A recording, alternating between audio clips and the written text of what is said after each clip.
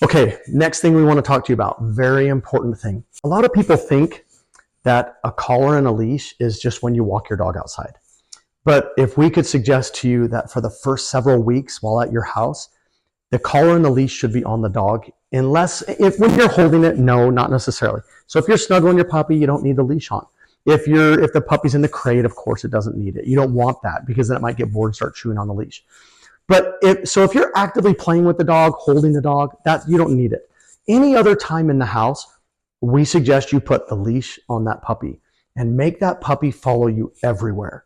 Because if you want that puppy to take on the energy of your home, you want it to be like, if you're an active family, you probably don't care if your dog's active. But if you want your dog to just relax and be chill, then it needs to understand that that's what you expect.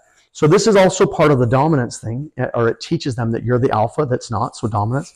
So when you want the dog out of its crate, but you're not actively playing or holding with it, put that collar and a leash on.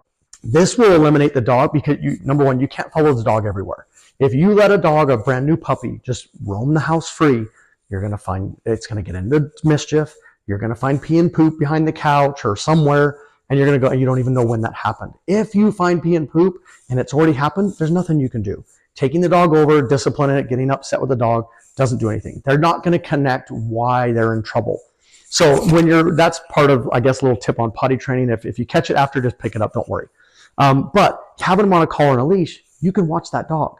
You know what they're doing. They can't get away. So I'm going to just set this puppy down. He's like death grip on my arm here. He loves snuggles. Okay, buddy. So let's say we have this little dog here, and I want to sit down and watch a movie. So I can just come over, and I can just sit on the leash. So that puppy, he's like, come here. So he's pretty timid right now. So this little puppy, I can set him there. It's easy to watch him. It's easy to see what's going on. And as he starts to explore, he's going to learn he can't get away. So when I sit down to relax, he might tug, he might pull on the leash a little bit, but then he'll give up and he'll just lay at your feet. And that way he knows when I sit down, he will learn it's time to sit down or it's time to lay down. Then when I get up, you'll notice your dog will perk up. Oh, we're going somewhere. And then they'll follow you around the house. So then you can take them into the kitchen. My wife will sit at the counter. She'll take a stool. She'll actually just take the stool and she'll just put a leg right over the handle of the leash. And that way she can sit at the counter, do her project or whatever she's doing. And if the dog moves, she sees it. But she doesn't have to worry about it. She knows it's right there laying next to her. So like the puppy starting to explore here, he's only got a couple feet. I mean, having that puppy on a leash, make it stay. In a minute, he'll want to run and go. But if he can't get away from you, he'll start to understand that dominance.